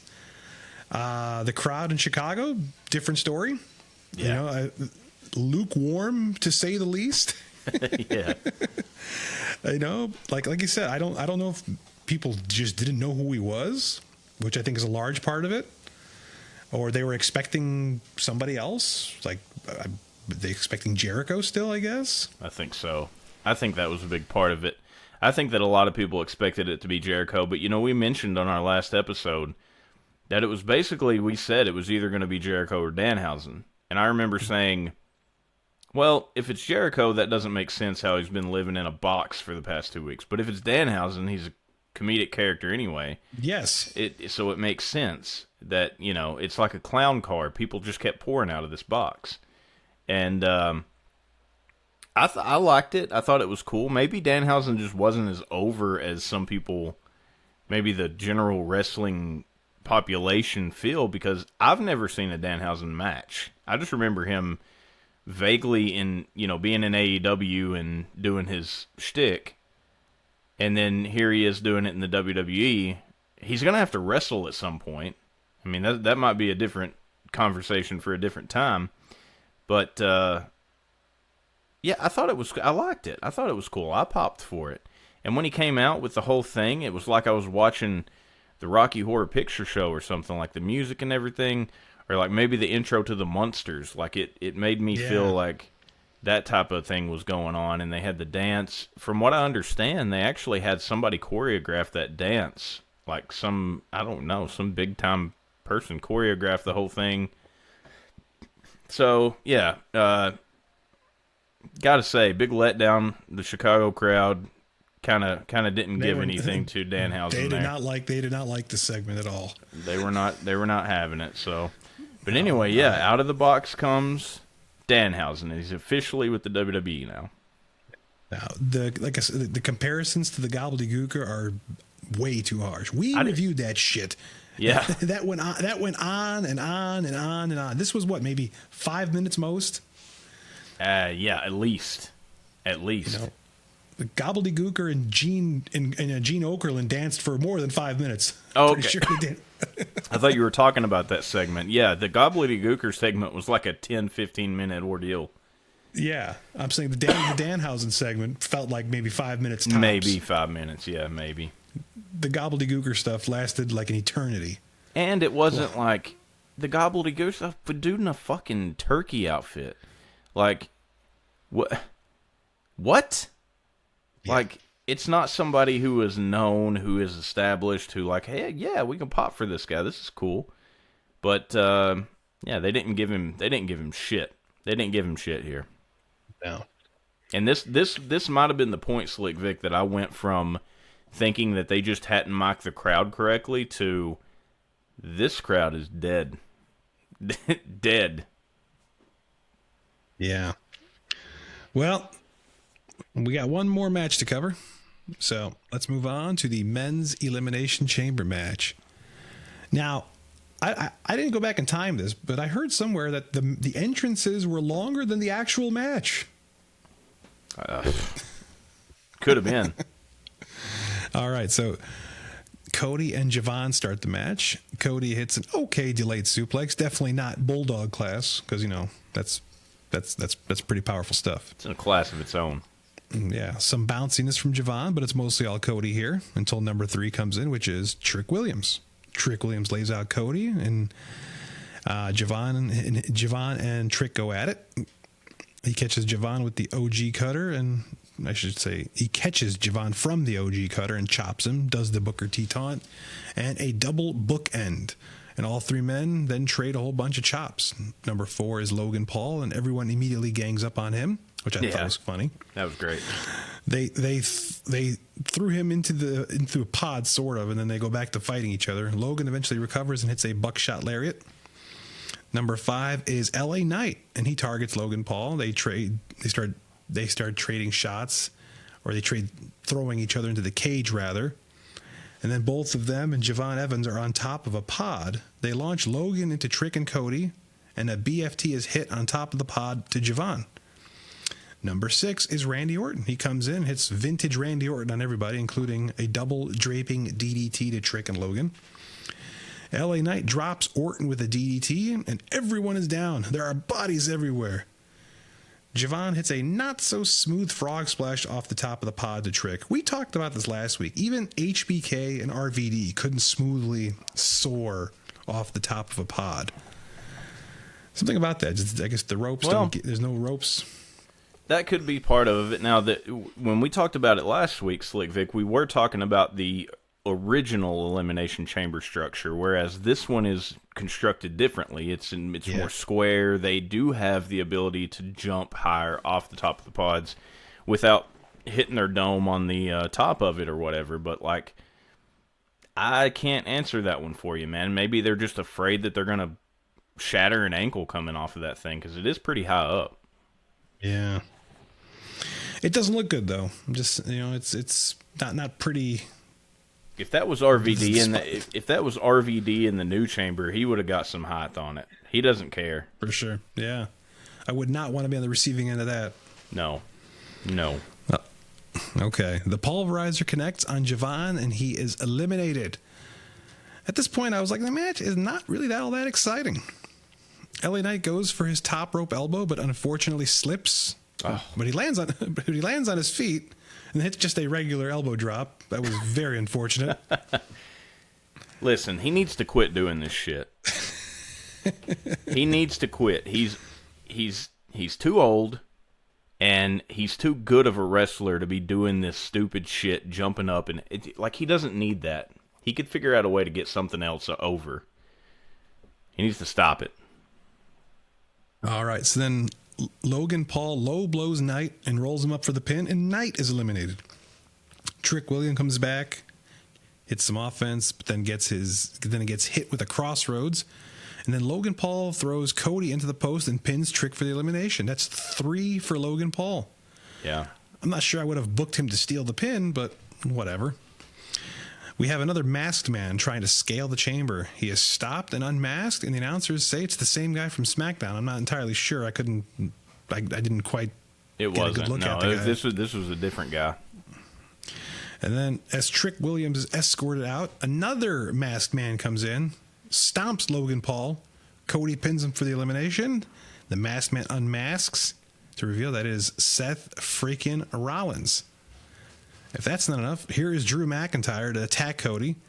Drew gets an RKO and a crossroads, and as Cody recovers, Randy RKOs Cody for the win. I'm fine with Randy winning here, but this is a rather unexciting chamber match until the last 2 minutes. And there were some fun moments. Seth coming back is the only thing I think that's going to be memorable here. The match had really no crazy spots, no memorable, things, no highlights, so to speak. Not a lot of storytelling. It just felt uneventful. The best part, like I said, was the last few minutes. While Drew interfering was predictable, Orton winning was a surprise. So, yeah, not a great chamber match in my opinion. Yeah, definitely not going to go in that upper echelon of chamber matches. So I gave this a 4 out of 10. Right off the bat. Quality 1, build 1, memorable moments half, like I said, due to Seth Rollins. Emotion half, and result 1. I felt like I was okay with Randy Orton winning. I would have rather it been somebody else, not Cody Rhodes. But just, like I said, man, maybe another surprise. Even if Logan Paul had won the fucking thing, I think it would have been more exciting. But, yeah, it was weird seeing them give 3 pins to Logan here. Especially when I was saying that I think Jacob should have beat him in the qualifier. And, Yeah, it was just literally a run-of-the-mill Elimination Chamber match. If you can have one of those, this was it. Sans the appearance of Seth Rollins, who is apparently, maybe he's medically cleared now, or maybe he's just doing as little as he can to get his face back on TV. I think the greatest thing about this Chamber match is hopefully we're done with the masked men for a while. Because Seth Rollins came back. He was the masked man this time. So hopefully we're done with that. Yeah, for sure. But Slick Vic, this was the main event of the night. Again, 4 out of 10 on the MGS. What did you say with your pick here? Well, I chose the obvious, and I was wrong. But like as I mentioned, though, I'd be happy to be wrong here. Because I chose Cody Rhodes to win the Elimination Chamber, which was not the case. Damn! You did also say that Drew will have a presence in the match. Maybe even Jacob Fatu. So, yeah, your winner, Randy Orton. And this was last week. You struggled with the women's chamber decision, which you also were incorrect on your pick on that one. But this one, you were instant. Cody Rhodes, lock it in. Instant Cody Rhodes. Yep. And I was instantly like, fuck, I hope he's wrong. I don't want to see that. But yeah, so you got your picks. That's Slick Vic's picks. That's the MGS, the Mosley Gigawatt scale. That, ladies and gentlemen, is Elimination Chamber 2026. As mild as it gets. And they stuck it in Chicago, and they gave you the Bulls music, and they still couldn't get them off of their asses. Too much Giordano's. And it felt like standing up, I guess. You know, you're absolutely right, man. Yeah, when you have too much Giordano's or even Buona beef, your ass just doesn't want to get up anymore. You know, I would love to be baptized at the Church of Bona right now, but unfortunately I don't have one any remotely close to me. Maybe save that for another adventure. But yes, I agree totally. You eat that Giordano's, especially if you go past one piece, you might as well call it a night. Just go right to bed. Yeah, don't even drink, because it's just going to absorb all of that alcohol. You're not even going to get drunk. You're going to get pissed off. You're going to drink more. You're going to turn into an alcoholic. Don't do it. Well, I mean, do it, but don't do it in that order. Anyway, that is Elimination Chamber 2026, Slick Vic. We still got a little bit to go here. We got to talk about some Monday Night Raw. And we'll be doing that in a few moments when we come back from a brief pause for the cause. All right, folks, we're back with some more Wrestling with Power, and we are going to be talking about Monday Night Raw. Took place on March the 2nd, 2026, in Indianapolis, Indiana. Show starts with an in-ring segment. We get Paul Heyman, Austin Theory, Logan Paul. They all come out to the ring. Heyman says Seth Rollins is the biggest thief ever, and says he stole the chamber match win from Logan Paul. Heyman says the next time Rollins is in a ring that the Vision will stomp him out. I'm not sure. I missed the part where Logan and Austin got out of the ring. I'm not sure what they were going after. But Heyman was left alone in the ring, and Rollins shows up behind him with a steel chair. He gets in the ring, blasts Heyman in the back with it. Rollins then delivers a stomp to Heyman. And later we see Paul Heyman being helped to an ambulance in the back where he has a bloody face. Thought this was really striking to see Paul Heyman get attacked. That's not something that you see very often. And to see it in such a fashion that it busted his nose, whether that was real or not, thought this was really striking to see happen to Paul Heyman, and a good way to open the show. Slick Vic, what'd you feel about it? Heyman is great as always. There's a line about Seth Rollins co-founding the Shield, but that's not true either. Did Punk? Anyways, I like the line where he said Seth Rollins thieves oxygen from every living thing around him. But I'm a little sad we're going to miss Heyman for probably a few weeks now because of this. So, Yeah.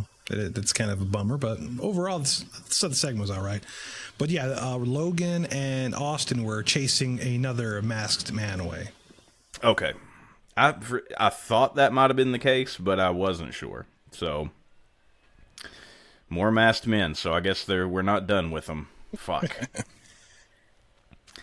From that, we go to a match of, this is Gunther versus Dragon Lee. So these two have been going at it for the last several weeks. Dragon's been getting the jump on Gunther left and right.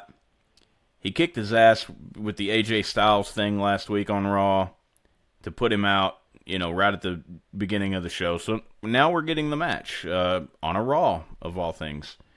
And considering how this match went, I'm surprised that they gave it away on Raw. But Dragon, once again, gets the jump on Gunther during his entrance. This would be the least amount of offense he gets on Gunther, as after that, Gunther pretty much beats the shit out of him for a while. Back from a commercial break, Dragon Lee is able to mount some offense on Gunther, but the ring general counters. I'm fucking dyslexic tonight. Counters with a power slam, followed up with 2 massive power bombs. Gunther goes for a pin, but picks Dragon Lee up after 2.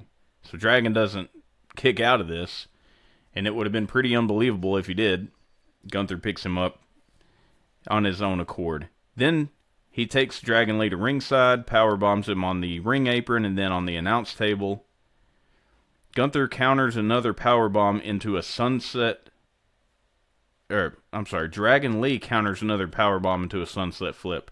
That was kind of unbelievable. After taking fucking 2 massive powerbombs in the ring, getting powerbombed on the apron, then powerbombed on the table, how is it believable that Dragon Lee's able to counter into a sunset flip here? I don't know.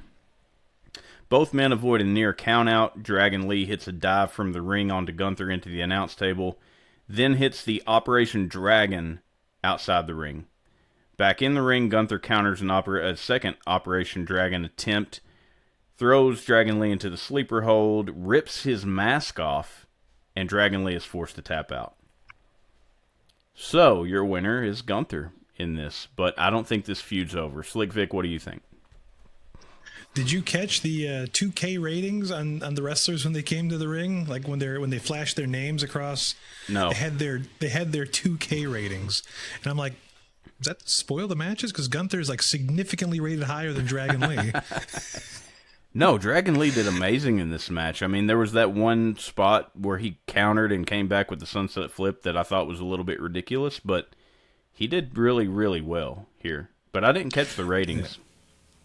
Yeah. That back body drop he took near the start of the match, damn. Yeah. And Dragon Lee looked resilient here. I'll give him that. And I thought this match was good. It wasn't a squash, but Gunther still came out looking like a monster. So I thought it was pretty good. All right. Props to Dragon Lee on that one. After this, we find out that Demolition, Axe, and Smash are going to be going in the 2026 WWE Hall of Fame. They were on some kind of Zoom call or something with The Undertaker, and he dropped the news. Axe and Smash going in the 2026 Hall of Fame. You know, those little figures that, like, their legs don't move, but their arms move? Do you know what I'm talking about from back in the day? The old WWF figures? Yep, I had a bunch. I have several of them, and I don't know why, but I just liked toys when I was a kid. But I have a Jake the Snake, I have a Hulk Hogan, I have a Dusty Rhodes with his polka dots, and I have Axe and Smash. Nice. So apparently, as a kid, I loved these guys, and something about it, I don't have vivid memories of them, but obviously kids love people with painted up faces and all crazy, looking, cartoon-like characters. Pretty pumped for this, man. I mean, AJ Styles is going in. Stephanie McMahon's going in. I'm sure Stephanie has her fans somewhere. And then AJ Styles, obviously, goes without saying. But I'm really excited for Demolition here. I think that this is the best Hall of Fame announcement so far. And I guess it's the last one. I mean, we're very close to Mania at this point, so... Long time coming. I'm really glad Demolition is going. I would say it's over. I mean, it is overdue, but I know why they haven't been put in because of legal reasons. You know, they're not going to put people that are actively suing the company in the Hall of Fame. Yeah. So you mentioned something about Crush not going in. Yeah, with I don't know if you remember, there was technically a third member of Demolition, like when Axe had to step down in 1990, they had Crush take over for about a year. It wasn't the same. It wasn't the same anymore. They were the shine or whatever that rubbed off. Is that the right term? Or do you think that's why it is? Because Crush just wasn't like. You know, if you're going to put the NWO in, for example, like they did a few years ago, you can't put every member of the NWO in because you'd have 30 people going in. You had the core NWO members. Do you think that's probably why they're doing it this way? Possibly, yeah. I think when most people think of Demolition, they think of Axe and Smash. They don't remember Crush. Yeah, well, sorry, Crush. Maybe next time. Moving on, in-ring segment, AJ Lee comes out. She thanks the fans for believing in her and says that she will be a fighting champion, and basically issues an open challenge to any gal that wants to fight her for the Intercontinental Championship.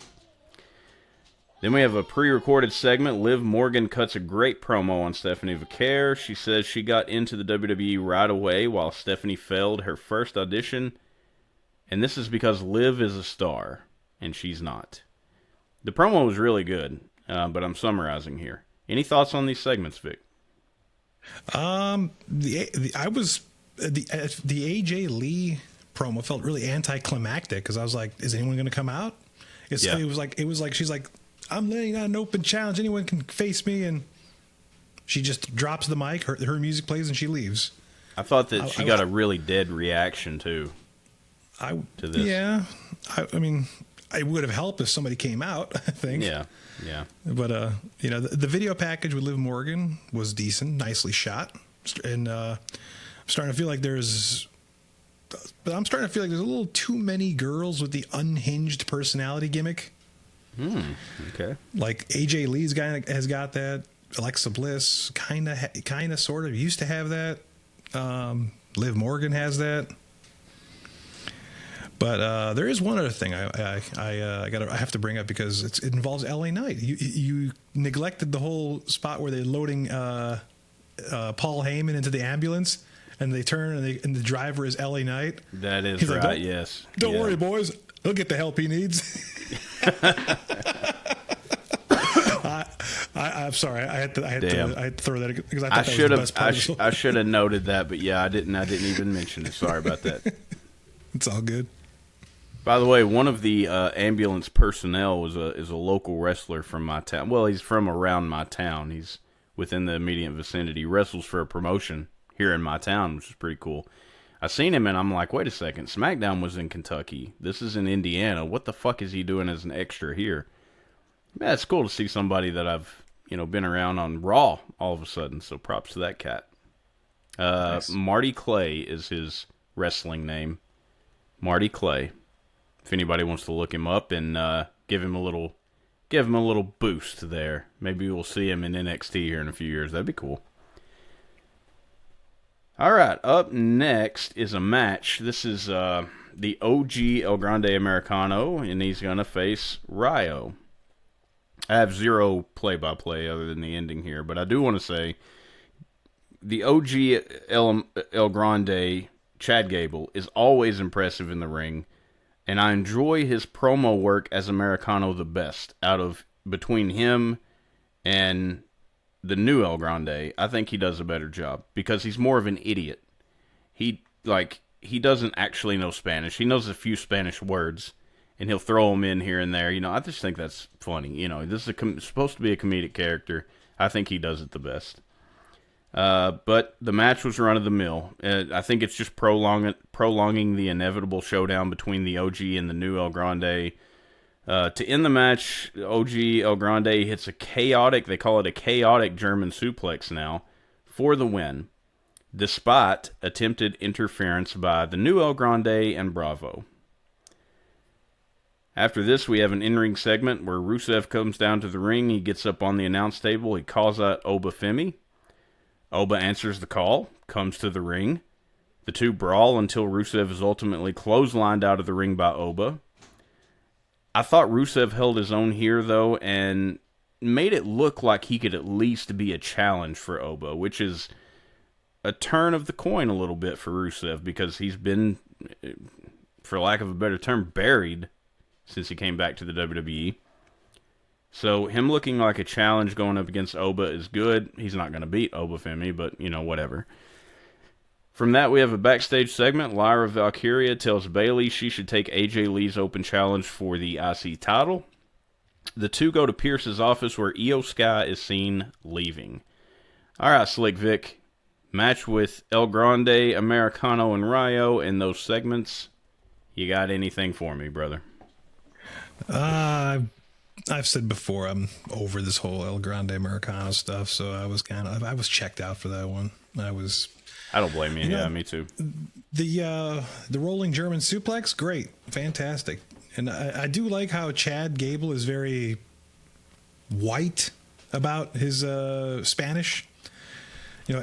Ludwig Kaiser is clearly well spoken, but Kaiser, and then Chad Gable just goes like, gracias, or no bueno. Yeah. And that's better to me. I mean, it's impressive that Ludwig Kaiser can actually speak Spanish fluently. That's impressive, but that's not El Grande Americano. I mean, come on. Yeah. But there is a AAA event coming up soon. I think that's the blow off to this whole El Grande Americano thing. So you don't think they're going to push it to Mania? I hope not, but who knows? But I think they are scheduled to face at a AAA event soon. Okay, well, so maybe I think they could probably push it to Mania. I think they could do the AAA thing and then run it back at Mania. Yeah, I'd be okay with that.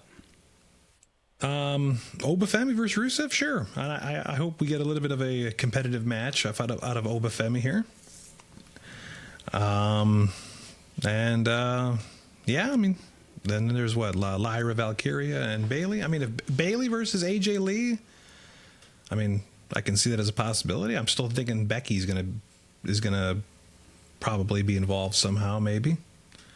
Yeah. Or I don't know. We'll see. Becky wasn't on Raw last night, so we'll see where we go with that. I was a little bit critical of the attention that they've been giving the women's IC title lately, because I felt like they were focusing on it way more than the world title. But they're doing such a good job to bring that championship up and make it something worth having in comparison to any other mid-card championship in the company. I mean, think about it. The United States Open Challenge is done. It's dead. Nobody cares.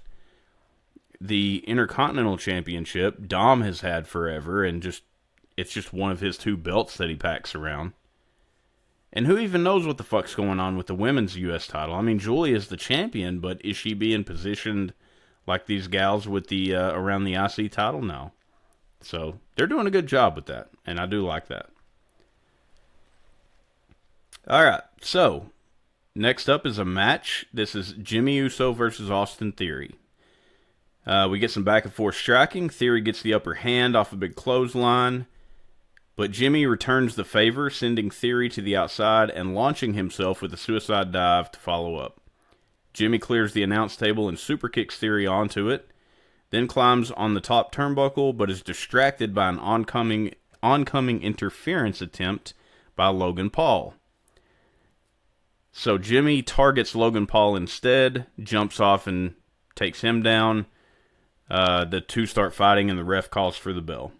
The Vision start to double team Jimmy, but Jay's music hits and he shows up with crutches, which he and Jimmy start taking to the Vision. The Usos hit a 1D on Theory to essentially end the segment and stand tall in the ring. So I guess via DQ, Jimmy Uso won this one. They don't really announce that shit anymore when there's a DQ. It's just almost like it's thrown out. So I don't know. But yeah, that was your match. Nothing too special. Got anything, Vic? A whole lot of nothing. Nada. All right. Well, that's basically what this match was. Jey Uso's, trip in the hospital injury angle lasted all of, 4 days? Yeah, for real. Yeah, it didn't go anywhere. Man, I like Jey Uso less and less as the weeks go by. I'm sorry to say, but I'm just not a fan. Backstage segment next. Danhausen calls Adam Pearce Stone Cold Steve Austin, and that his glasses were disguising him as Adam Pearce. He hands Adam Pearce a list of Demandhausens. Demandhausens, yes. Which include a Hall of Fame induction this year and his face on all of the trucks. Pearce asks why the list is wet, and Danhausen says he dropped it in the toilet. The Judgment Day members show up, and Dom ends up getting cursed by Danhausen. Not good for Dom. So I don't know if he knew what was coming, but that curse is not going to play out well for him the rest of this night. Another segment here. Rhea and Io come out on the stage. Rhea is asked how she feels about going to face Jade for the WWE title at WrestleMania. Rhea thanks Io for helping her through a hard time and says she will be alright on Raw before encouraging Rhea to go to SmackDown and become the new women's champion at WrestleMania. Slick Vic, any thoughts on Danhausen or the Rio segment? I'm not backing down. Danhausen's great. Makes me laugh. He better get all his Demandhausens met. I already saw he's got the picture with the Triple H pointing at him, so that's good. Yeah, he did get that. Yep. And I hope he curses people from time to time just to cause them to lose or have bad luck or something. I think it'd be a fun reoccurring segment. I think that's definitely going to happen. Do you think that Danhausen and Dominic Mysterio will have a match after this? I think some point, yeah, absolutely. I'd love to see that match too. I'm excited because I've never saw Danhausen wrestle ever. So he's not Eddie Guerrero. I'm telling you that he's not. He's not he's not Ric Flair. I mean, who is? But he's a gimmick wrestler. You know what you're getting into. Is it as bad as Mr. Iguana? I don't think Mr. Iguana is that bad, but I think it's pretty rough. Well, it's different. I'm not saying he's bad. I'm just saying the gimmickiness of it is a little bit excessive. It is very gimmicky. Like he uses a jar. He carries around a jar of teeth and uses it in his match. Okay. Like he pours it in his opponent's mouths or whatnot. So you will see a lot of gimmickry. Okay. And will Rhea Ripley and Io just kiss already? It's this whole lovey-dovey tag team stuff is getting a little. It's like, we get it. You guys really, really love each other. All right, Slick Vic. Well, just keep your fantasies to yourself. Here on Wrestling with Power, we don't need to know about what you got up there in the old spank bank.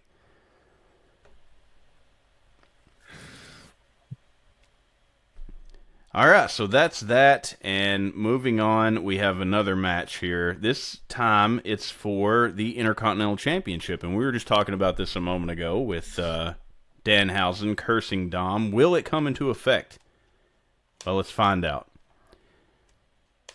Dom versus Penta.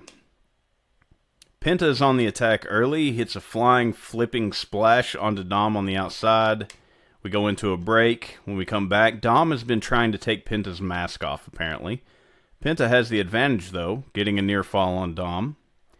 Penta hits a backstabber for another near fall. Dom counters a Mexican Destroyer into a Michinoku driver for a 2 count. Dom hits a 619, but Penta counters the follow-up frog splash into a, I wrote sacrifice with a question mark. Yeah. Okay. Followed by a Penta driver, but Dom kicks at 2.5. The ref has to pull Penta off as he stomps away at Dom in the corner. Dom dodges an oncoming charge from Penta, who goes headfirst into the post. While Penta is down, Dom asks JD McDonough and Finn Balor, who are sitting ringside, to grab the bell hammer for him. JD grabs the bell hammer, but Finn keeps him from giving it to Dom, saying he wanted to do it for himself. He wanted to do it by himself, so let him do it. Penta comes flying from the ring onto the outside, taking out Balor and JD. Then, back in the ring, hits a Mexican Destroyer on Dom to win the match and become the new Intercontinental Champion. Thought this was a really, really good match. Goes without saying, Senior Monday Night, Penta always delivers. Dom, he's at the top of his game, but it was time for a change. He needed to lose this belt. I'm glad he lost it to Penta. I wanted to see Penta win this championship. He deserves it. Thought it was a solid, because this is one of those times where, like, yeah, Dom's going to weasel his way out of this. He's not going to win. He's not going to win this match. Penta's not going to win. Dom's going to find a way to get out of it. And Penta won. All thanks to the curse from Danhausen, obviously. Slick Vic, what did you think about this match? Well, you just said it. I knew Penta was winning because Dom got cursed by Danhausen. That counter to the Michinoku driver was slick. Really smooth there. I don't know if it was did we? I'm pretty sure we brought this up in a previous episode. Like, whenever Penta hits the sacrifice, I feel like the opponent should, like, be barred from using that arm the rest of the match. So, so it's like, that move is taken away from their arsenal. They should, and they would if psychology was more important to wrestling these days. They would definitely do that. They should. Yeah. Not the prettiest Mexican Destroyer at the end, but like I said, this was a fun match. The crowd was really hot for this one. I'm happy with the outcome. Monday Night Penta is now IC champion, and as I said in my chamber review, Finn's turn is coming. Finn's turn is coming. The first Mexican Intercontinental Champion, Penta. That's what the announcers told me anyway. I'm not sure if that's true. We'll have to Wikipedia that. So Mexican born, I believe, was the correct one, because Ray was born in San Diego. Yeah. Eddie Guerrero was born in El Paso, I believe. Yep. So Penta was the first Mexican born. All right. Who needs Google when we have Slick Vic? They don't just call me Slick Vic because of my good looks. They call me that because of my brains too, Yeah, and it's connected to the crystal ball, which is, it's starting to get its power back, I believe. So to end the show, Slick Vic, we have an in-ring segment. I'm kind of indifferent about this too, because I feel like a match should end the show. I'm just like that. I just feel like I feel like the Intercontinental title match would have been better to end the show. But this segment was super hot, and I don't have a lot of notes for it. But essentially, we have Roman Reigns come out. He doesn't get many words out before CM Punk's music hits, and CM Punk heads down to the ring. That's the extent of my notes. This is one where I would say go watch this promo if you haven't already. I'm sure most people have, because there were shots fired. But, Roman basically talks some shit to CM Punk, and he says something that really gets under CM Punk's skin. He keeps calling him Phil over and over, and you could tell that's bothering Punk. But he basically says that we didn't hire you.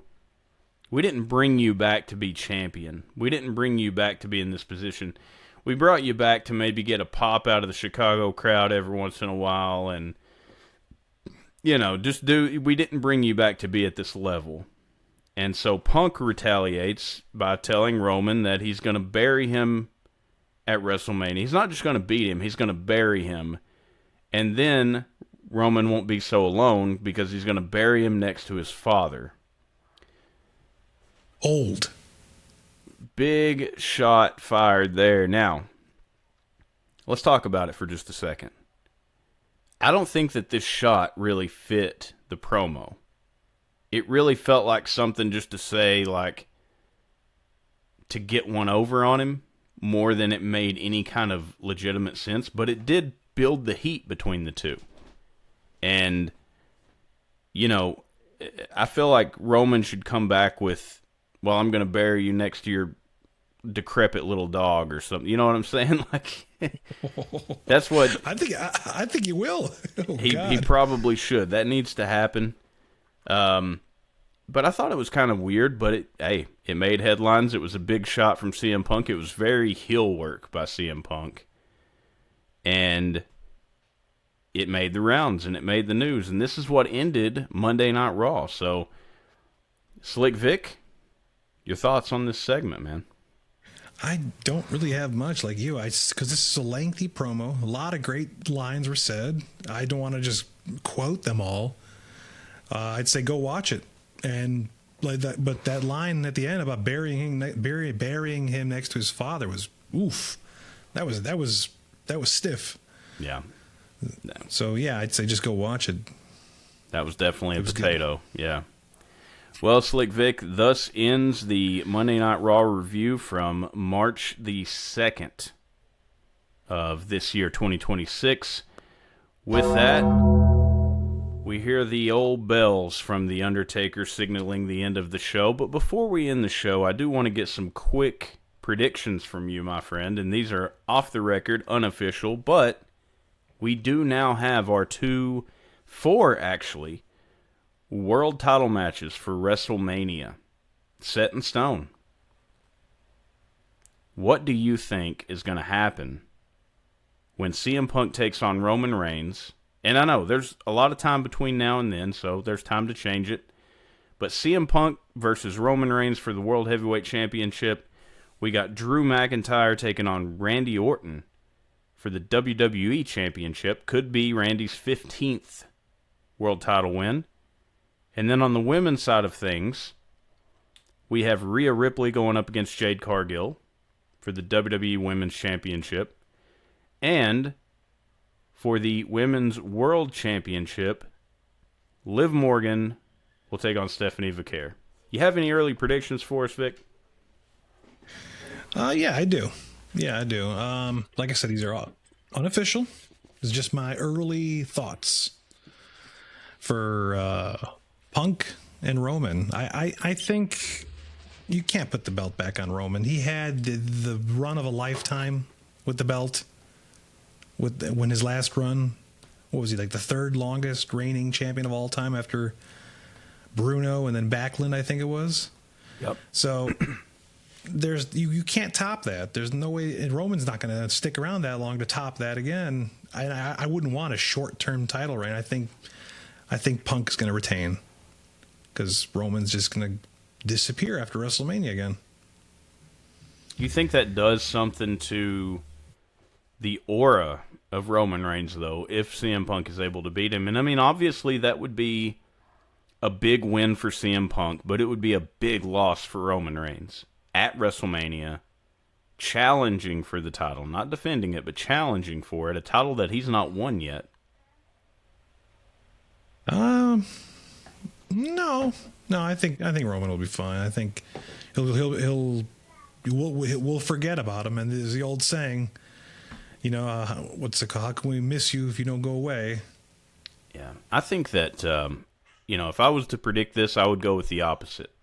I would say that Roman is going to win the title because there's no way to really predict how often Roman is going to be around after this. We're used to not seeing him for long periods of time, but who's to say he won't be around? He might be, especially if he wins the title. And I think it would be big for the stock of the World Heavyweight Championship to put it on Roman Reigns. Not taken away from CM Punk. He's done great as champion. But, like you said, coming off a huge run as champion, and I don't want to see a big, long, multi-year run with Roman again, but I think it would do wonders to have that title on him, have him run with it for a little while, and then lose it again to somebody. Maybe he loses it back to CM Punk. But I would think that Roman would probably win that. What about the other matches, Vic? For Orton and Drew, man, I'm still not sure that we're going to have that match because, first of all, Cody is facing Drew McIntyre this Friday for the belt. Yep. I don't know if you caught that bit. Yep. There's still the presence of Jacob Fatu. So I don't know. I don't think we're going to get that match just one-on-one with Orton versus Drew. I still don't think that. But if it does happen between the two of them, I mean, Orton doesn't really benefit that much from winning it. He's been a 14-time champion as it is. It's not like John Cena chasing after 17. So I'm inclined to lean towards Drew McIntyre if it's just one-on-one with them two. All right. Well, I would have said Randy Orton. I would have said he's going to win it because that would be a much bigger pop than to have Drew retain, I think. Even though people are behind Drew and they like seeing him as champion, I think at Mania, number 15, Orton comes back, probably his last title reign. Yeah, I'd like to see it. I would rather see Orton win. So what about the gals, Slick Vic? Okay, with Rhea Ripley and Jade Cargill, man, this reign with Jade Cargill has not been good. Why they haven't had her defend the belt that often is questionable. And now they're gonna put her up against the most popular woman on the roster. I see Rhea Ripley walking out with the belt. I agree. I think that this is going to be, and again, whenever Jade first came in, weren't too impressed with her matches. So they made her into a machine, just steamrolling people. And we're like, okay, this works for her. But now she's got to work with Rhea Ripley, best in the business. So I'm hopeful that we get a good match out of this. But yes, I could see Rhea Ripley walking out with the title. Last but not least, Stephanie Vicaire and Liv Morgan. Well, you know who else is really popular, or who's got the most popular move in the business? Yes, is Stephanie Vicaire. Now, Liv Morgan is really popular. She's popular definitely right now. Yeah, she's definitely a star, as she claims to be. If it's just one-on-one straight up between the two of them, I'm still inclined to pick Stephanie Vicaire because I think she's still popular right now. I don't think Liv Morgan winning it is going to increase her stock that much. She's already a multi-time women's champion.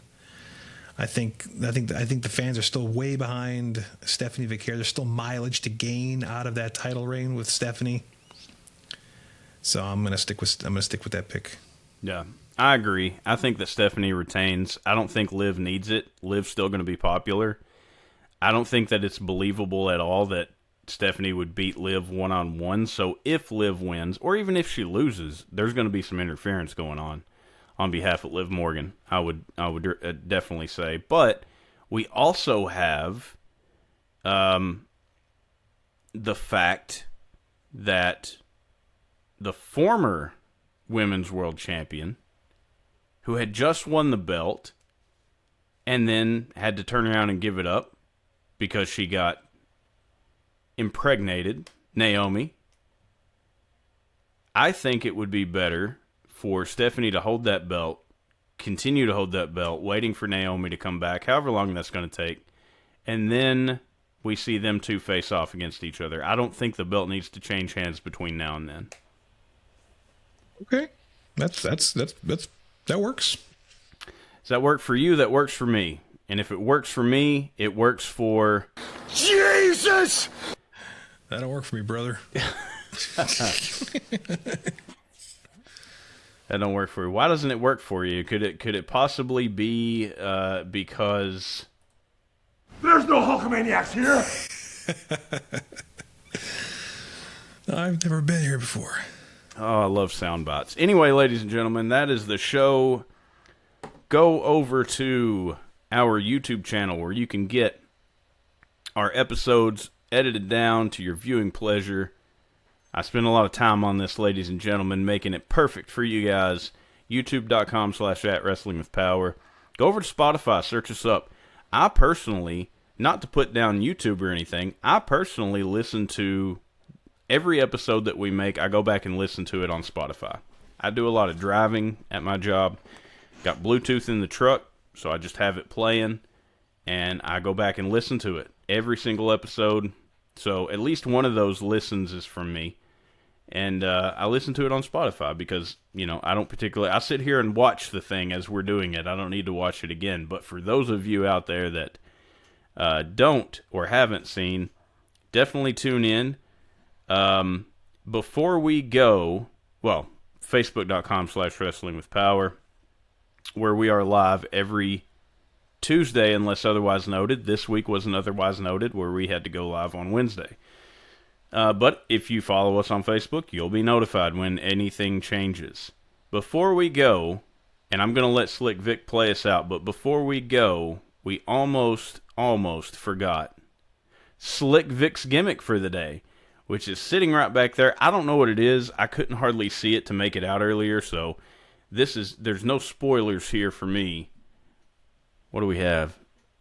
That is Kratos from God of War. He's got a Kratos statue. Very cool. Did that come from a collector's edition of a game by chance? Yes, it did. I believe this was from God of War 3 on the PS2, way back in the day. Oh, God of War 3, was that PS2 or was that PS3 era at that point? I can't even remember. I'm not sure. But, yep, that's Kratos, all right, from the original trilogy. Not the newer ones. Not that the newer ones are bad. This is the original Kratos right there in the flesh. I brought this up because Amazon just released the first image of Kratos in their live action adaptation. I didn't know that. Yeah. It has not been well received, the picture in question, but I thought the actor that they got to play Kratos in that though would fit the part well. Well, I will definitely check it out when it comes out. But yeah, that's the gimmick for this week. Kratos from God of War. Nice, very cool, Slick Vic. And I will ask you this: I remember when the God of War game was coming out for the PS5. I had, it was pretty early in the PS5's lifespan. There was some hype around it. Looked really good. I bought it. I played it.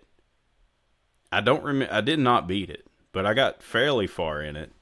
Did you play that one, and what did you think of it, especially in comparison to the other God of War games, which were a completely different game style? I haven't played it. You didn't play the new one? Well, there's two new ones now, but... No, I haven't played it. I briefly played the one on the PS4, which was, I guess, like a soft reboot. That might be what I'm thinking about then. I said PS5, I meant PS4. Okay, because there is one on the PS5 called Ragnarok. That's the new one on the PS5. So the one Ragnarok, I think, was made same type of game as the PS4 one. What the fuck was the PS4 one even called? I don't even remember now. Just God of War. Yeah. So what'd you think of that, though? I thought it was really impressive. I didn't beat it, so obviously I didn't get sucked into it enough, but like at the time, I was like, this is cool. Like I'm sailing around, there's a big dragon snake in the water talking to me. This is wild. I remember enjoying it, but I didn't beat it either. I just remember feeling like there's a lot of grinding involved to level up. Yes. Which turned me off because I was like, man, this is going to require a lot of hours to just to level up all my armor, my weapons. It's going to demand a lot out of me, so I just switched games. Yeah. Definitely one of those games where in order just to progress through the main story, you have to grind. And if it's not a game that has addictive enough gameplay elements that make you want to grind, like an Elden Ring, for example. I beat Elden Ring. There's a lot of grinding in Elden Ring. But it was so addictive. God of War wasn't that addictive to me. Visually impressive. I don't think it needed the grinding. But yes, I enjoyed it. I was just curious to know if you had perused that particular God of War. They are also remaking the original trilogy. Did you see that? I did, yeah. At the State of Play it was? Yep. I might have to get that. I've never really played the originals. I've seen gameplay, so I know what kind of game it is, but it's a hack and slash. Yes. Very cool. Very cool stuff. So Vic's got his God of War statue. He's still got his crystal ball back there. We're going to see how it's going to do for him. But you know what? We got WrestleMania coming up, and we know WrestleMania, biggest show of the year. 2 nights, probably 10 to 12 matches. And it's going to be a big one. It's going to be a big one for the picks. So stay tuned. Next several weeks, we're going to be talking a lot. We're going to be building up to WrestleMania. I've said my piece. Everybody stay powerful. And Slick Vic, do you have anything to say to the vast majority of peoples out there? To the vast majority, not all of you, but most of y'all. The rest can go to hell. I wish you all the best in your future endeavors.